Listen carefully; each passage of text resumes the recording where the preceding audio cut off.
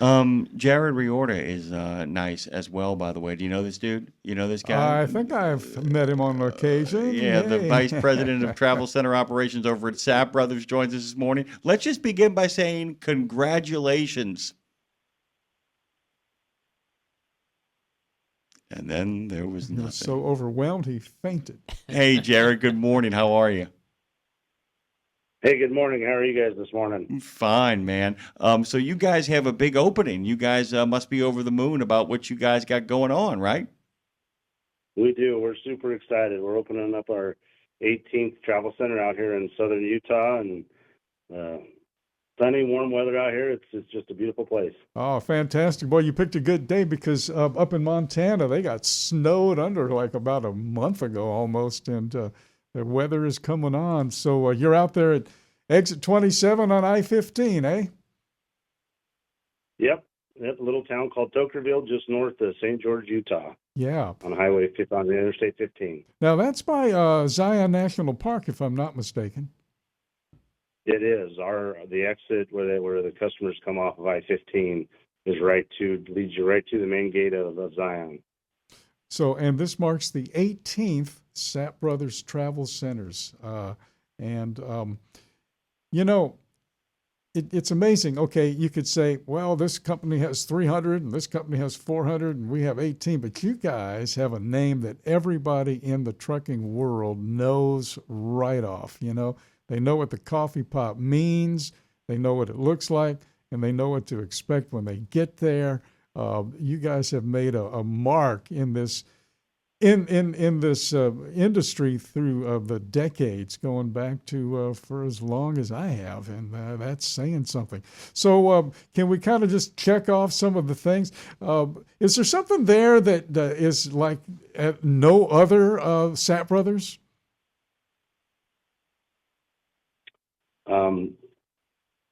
The one difference is we have a bigger food offering.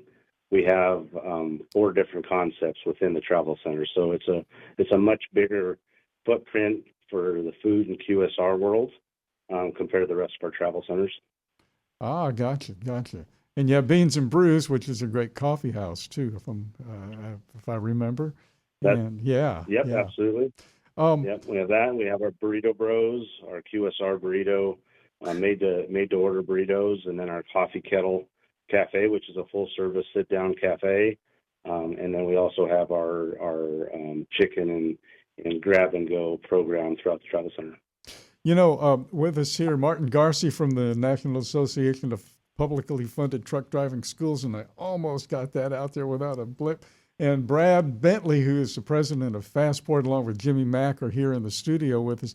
But I got to tell you, when I looked through the notes that you guys sent down, I had to go to Google and look something up because I thought it was a misprint. You guys have a dirty soda bar. Do y'all know what a dirty soda is, guys? Yep. Phone Master Dre knows. Yeah, you got to tell people what this is. Explain to people a dirty soda bar. It's a new concept. So it's a new concept for Sapp Brothers.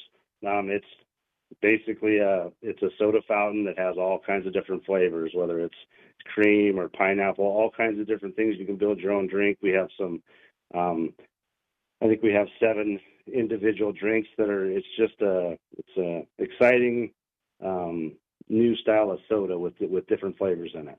And that takes me back 50 years ago to Little League Baseball. When you would finish the game, you'd go to the concession stand and you would get a suicide. You just have whoever's working it going down the line, just putting the different flavors in there. You betcha. Yeah.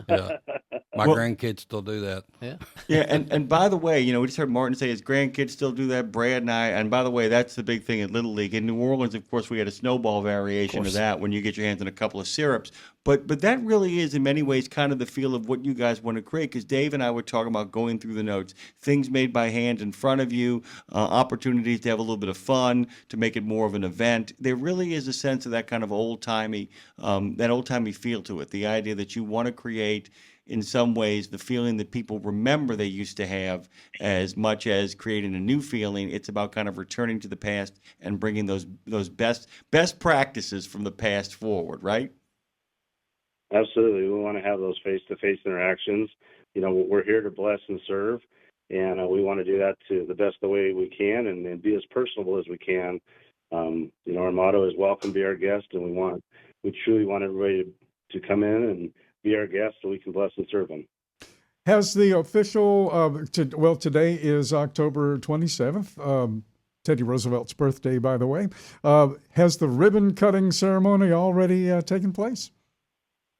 We have done the ribbon cutting, and we also raised the flag. We got a 40 by 80 flag that we rose up right next to our big coffee pot marquee up in the air. It's pretty cool looking.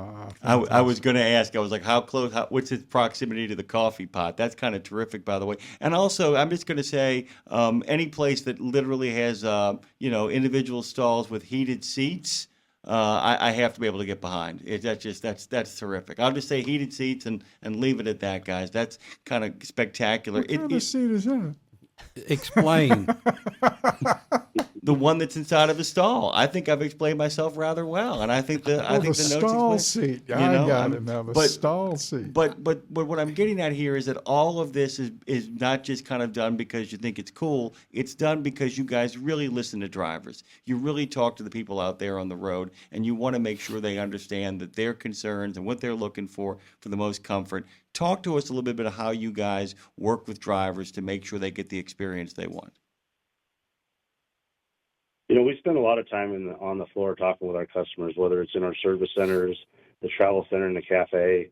And we're their home away from home. Some of our customers see us more than they see their families, so we want to make sure that we have a facility that can accommodate whatever their needs are while they're out here and away from their families.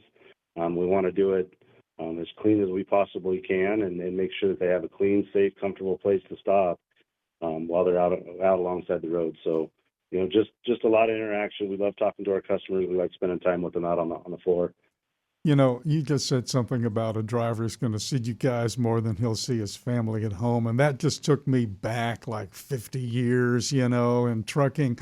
And when I think of Sapp Brothers, I think truck stop. I know everything's bright and shiny, and it's travel centers, and you have everything's beautiful. Don't get me wrong, but it's still that coffee pot says it all. It really does. You're spot under the coffee pot. It's a great reminder, though, that you can have something that is incredibly trucker friendly while still being family friendly at the same time. I mean, that's the thing. I mean, a lot of people miss that point. I remember in the 70s going into truck stops and not having any sense of, I shouldn't be here. I was a kid, and it's like it could be that the idea that it needs to be fun. That when you're stopping, you want to have a little fun. How do you guys create that balance between making a place that is really trucker-centric, yet at the same time the people who bring their kids in to stop in and, get to the dirty soda bar, how do we make sure that balance is achieved? I think the main thing is it's a clean, well-lit, safe environment, right? We staff our travel centers very well. We make sure that they're lit. We make sure that our restrooms are mom-approved. We try very hard to make sure that it's just a very lit, clean, safe environment. I think as long as we do that, whether it's the auto traffic, families on vacation, or our commercial truck drivers that have been with us for many, many years, they're all going to stop in. It's just a good place for everyone. And as long as you walk in the door, we want you to be our guest, and we're going to treat you as a guest. Well, I'm going to be out there in a couple of weeks, and Jimmy Mack has piqued my interest on several things: the coffee kettle, I think you called it, or the coffee whatever, and the heated seat. So I'll give you a report in about 2 weeks. Yeah, we'll get information from our good friend Martin Garcia, by the way, who essentially runs the National Association of Publicly Funded Truck Driving Schools. He's joined us this morning. What were you most pleased with at the opening? What made you the happiest?